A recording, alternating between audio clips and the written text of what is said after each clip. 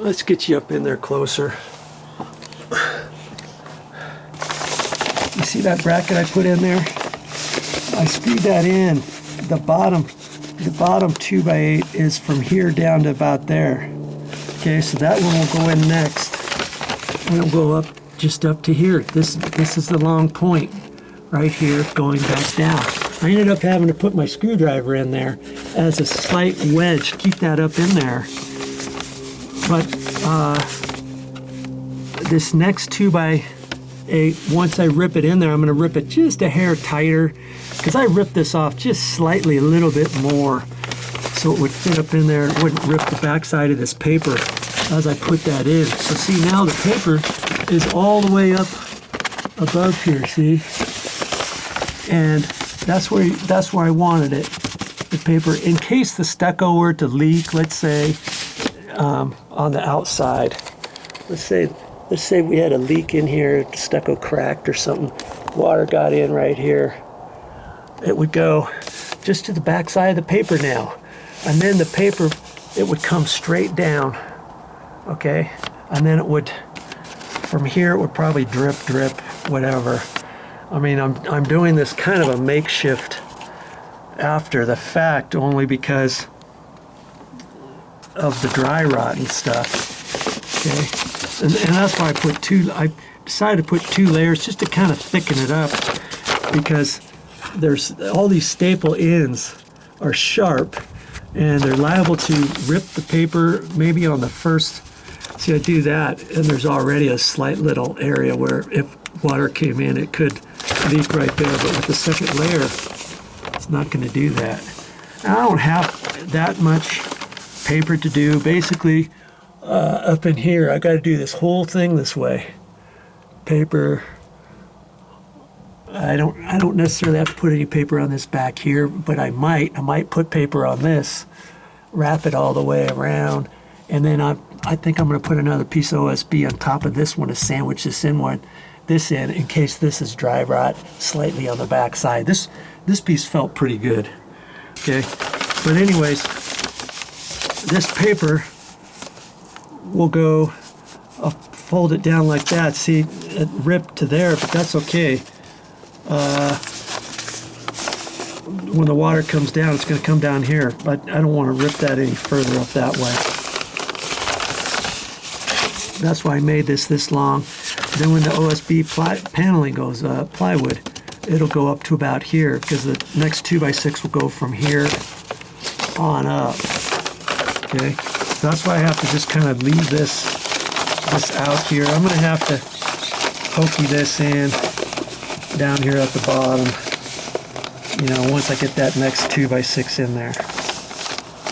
Okay, but I'll get it. I'll get her. And at least it'll be better. It'll be better than nothing. I don't want to just not do anything with this stuff, because see, any little bit here, if I get any leaks, it could leak. See this here? All of this. When I was pulling this out, these staples ripped through the paper. All that was dry rotted. That ripped out of there.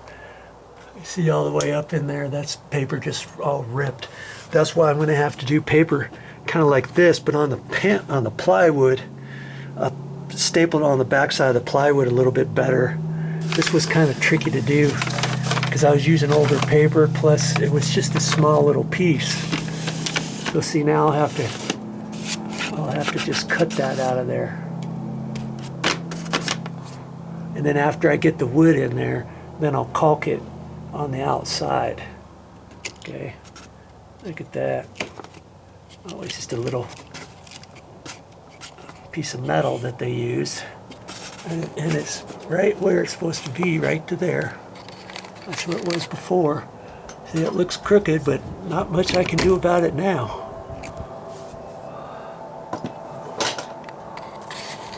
Okay, just wanted to get you an idea of what's happening here. Once I keep going, you'll kind of get the idea of how it works, especially when you're having to work with dry rot repairs. Well, I thought I might as well bring you out here because this is a shorter piece, remember? I went 23, a short 23 to the long point. And I know it's long enough because this is 23 and a half, 23 and a short half. And so what I usually like to do is I usually like to cut the edge off and then get a point, then flip it over, measure from there over, and cut the last little bit. I don't really like doing it the other way, especially if you're doing something really precise or something. I mean, you could go and see, make sure that's square and it's square. And 23,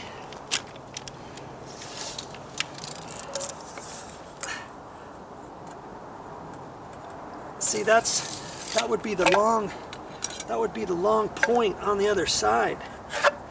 Okay, that would be the long point on the other side. Then I would have to measure back from that 1.5 inches. So the easiest way to do that, instead of holding the tip on there, is I hold it on one, and then I can get 1.5 inches exact, rather than try to hold this on here and you think, okay, this thing's 1/16 of an inch thick, where are you going to hold it? You just hold it on anything, 8 to 9.5, whatever. Okay, and then I take my square. So then, there he has it. When I cut my 45, my 45 will join up to that line. See, if I had a 45 like that, come on,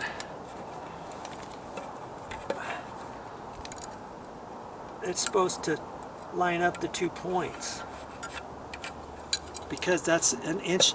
If it's 1.5 inches, you measure back 1.5 inches, cut your 45, and that's where my cut would be, right there. So I could do it that way. But if your wood is sticking out this far, and you try to cut that, 9 out of 10 times when you cut it, you're going to cut it short, and it's going to want to rip the end off, because you're trying to shave it off, and this side's going to want to fold over. And so on a longer piece, I would do this cut first. I would just hold it back at, 1 5/8 inches or whatever, instead of an exact 1.5 inches, so I get a nice straight point. And then I would cut it, and then flip it over, measure from here to whatever I need. That way this end I can just cut straight. You see even the short piece I did cut. You see there? The short piece I did cut ripped, because I'm cutting this way, and invariably it leaves a little bit on there. Okay, now can you imagine if this was an 8-inch piece of wood sticking out further? As I'm cutting that off, it's going to want to fold over even further. So because it's just a short piece, I'll go ahead, and I've already measured it. I wanted a short 23. Okay, and so in fact I'm going to cut this back just a little bit further to make it a short 23. Like I say, I don't like doing it this way, but I'm going to, just to show you that it can be done.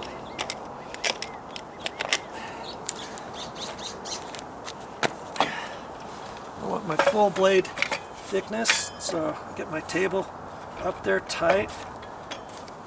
This has to be flipped back over to 45 degrees. And I can see where it is, right there. And now I can cut it. And you always got to lift the guard up, so that sometimes the guard wants to catch as you're starting. And so I'll lift the guard up. Got to put my foot on here.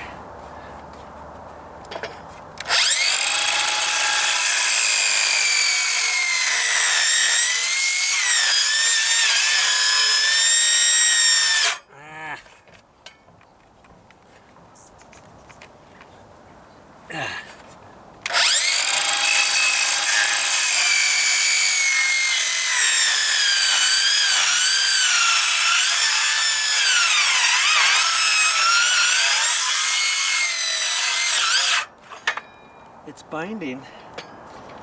You got to keep it straight, and my battery's going dead. That's why I don't like using this little one, but I'll keep trying.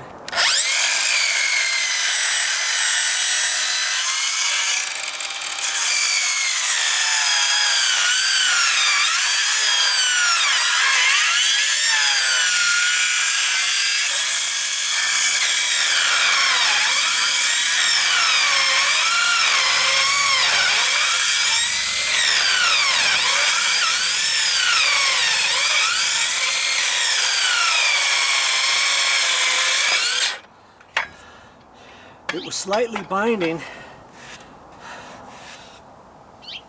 and once I let off on the guard, I was able to do it once I got it started. I should have let go with that,